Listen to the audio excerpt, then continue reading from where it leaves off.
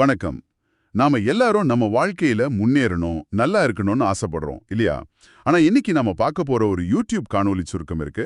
Neville காடார்டோட the power of awareness பத்தி.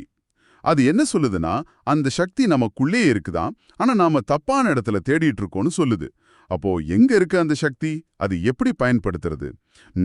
இந்த காணொளி சுருக்கத்துல இருக்கிற முக்கியமான கருத்துக்களை கொஞ்சம் ஆழமா பார்க்கலாம். நாம விரும்புற மாதிரி நம்ம வாழ்க்கையை மாத்த நம்ம உள் உலகத்தை எப்படி யூஸ் பண்றதுன்னு புரிஞ்சுக்கிறது தான் நம்ம நோக்கம். இது கேட்கவே கொஞ்சம் எப்படி சொல்றது, வித்தியாசமா இருக்குல்ல? வாங்க பார்க்கலாம். ஆமா, இந்த சுருக்கம் சொல்ற முதல் விஷயமே அடிப்படை நான், அதாவது ஐ ஆம் அப்படிங்கிற உங்க உணர்வு நிலை தான். இது உங்க பேரு, உடம்பு, தொழில் இது எதுவுமே இல்லை. சும்மா நான் இருக்கிறேன் அப்படிங்கிற அந்த தூய உணர்வு. இதுதான் உங்க உண்மையான மையம், உங்க கான்ஷியஸ்னஸ், அதாவது சுயநினைவு. கண்ணுக்கு தெரியாத இந்த உள்ளுலகம்தான் உண்மையான காரணம், அடிப்படைன்னு இந்த போதனை சொல்லுது. அப்படியா சொல்றீங்க? அப்போ நம்ம கண்ணு முன்னாடி நடக்கிற விஷயங்கள், நல்லது கெட்டது பிரச்சனைகள், இந்த வெளி உலக அனுபவங்கள்லாம் அதுக்கு அவ்வளவு முக்கியத்துவம் இல்லையா? இது கொஞ்சம் நம்புறதுக்கு கஷ்டமா இருக்கே. ஆமா, கஷ்டமா தோணலாம்.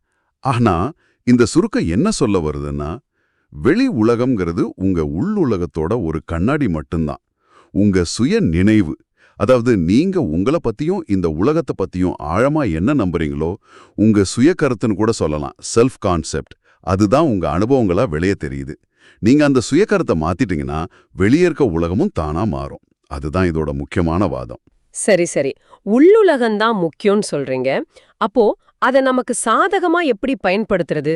இங்கதான் அந்த அனுமான விதி, அதாவது லா ஆஃப் அசம்ஷன் வருதா? நீங்க விரும்பினது ஏற்கனவே கிடைச்சிட்டதா நினைச்சுக்கணும்னு சொல்றாங்களே. கரெக்டா சொன்னீங்க. சும்மா ஆசைப்பட்டா மட்டும் பத்தாது, இல்லனா வேண்டிக்கிட்டா மட்டும் பத்தாதுன்னு இந்த பார்வை சொல்லுது.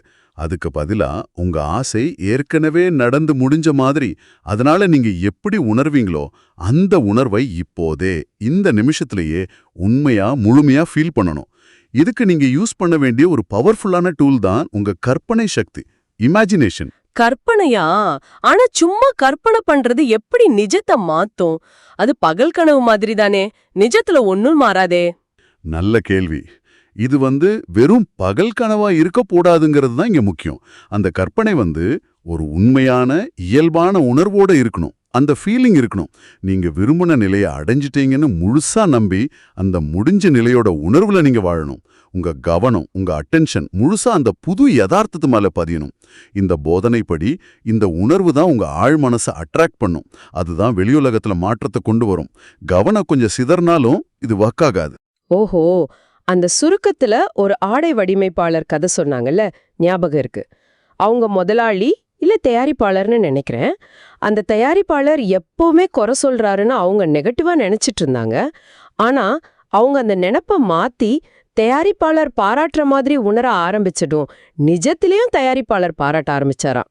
இது அந்த அனுமானத்தோட பவரை நேரடியா காட்டுற மாதிரி இருக்கே. ஆமா, மிகச்சரியான உதாரணம் அது.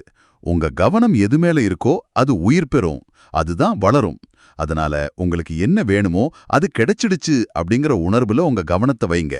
எது தேவையில்லையோ அதுல இருந்து கவனத்தை சுத்தமா எடுத்துருங்க. அந்த டிசைனர் பண்ண மாதிரி மத்தவங்கள பத்தின உங்க அனுமானத்தை மாத்தினாலே அவங்க உங்ககிட்ட நடந்துக்கிற விதமே மாறும்னு இந்த சுருக்கம் சொல்லுது. ஆக மொத்தத்துல சொல்லணும்னா, வெளியே இருக்கிற பிரச்சனைகளோடு போராடுறதை விட்டுட்டு நம்ம உள் உலகத்தை சரி பண்றது தான் வழின்னு சொல்றாங்க. நம்ம சுய கருத்து, நம்ம அனுமானங்கள், கற்பனைகள், முக்கியமா அந்த உணர்வுகள், இதையெல்லாம் மாத்தினா நம்ம யதார்த்தத்தையே மாத்திடலாம். இதுதான் இந்த யூடியூப் சுருக்கத்தோட மையப்புள்ளி இல்லையா? ஆமா, கண்டிப்பா. இன்னும் அழுத்தமா சொல்லணும்னா, படைப்பு ஏற்கனவே முடிஞ்சிருச்சு. நீங்க விரும்புற எல்லாமே சாத்தியமா இருக்கு. நீங்க செய்ய வேண்டியதெல்லாம் உங்களுக்கு வேணுங்கிற அந்த சாத்தியத்தை தேர்ந்தெடுத்து அது இப்போ நிஜமாயிடுச்சுன்னு அனுமானிச்சு அந்த உணர்வை ரொம்ப இயல்பா ஏத்துக்கிறது தான். இத ஒரு குறைந்த முயற்சி வழி, அதாவது எஃபர்ட்லெஸ் வேணும் அந்த சுருக்கம் சொல்லுது. போராடாம சும்மா அந்த நிலையில இருக்கணும். நெவில் கொடார்டரோட இந்த கருத்துக்கள் நிஜமாவே யோசிக்க வைக்குது. நம்ம சுய நினைவும் நாம எதை உண்மைன்னு ஏத்துக்கிறோமோ அந்த அனுமானங்களும் தான் நம்ம வாழ்க்கையை உருவாக்குதுன்னு சொல்றது. உங்க உள்ளுலகம் மாறுச்சுன்னா உங்க வெளி உலகமும் மாறும். இதுதான் அவங்க சொல்ற அசைக்க முடியாத நம்பிக்கை. சரி நேயர்களே, உங்களுக்காக ஒரு கடைசி கேள்வி.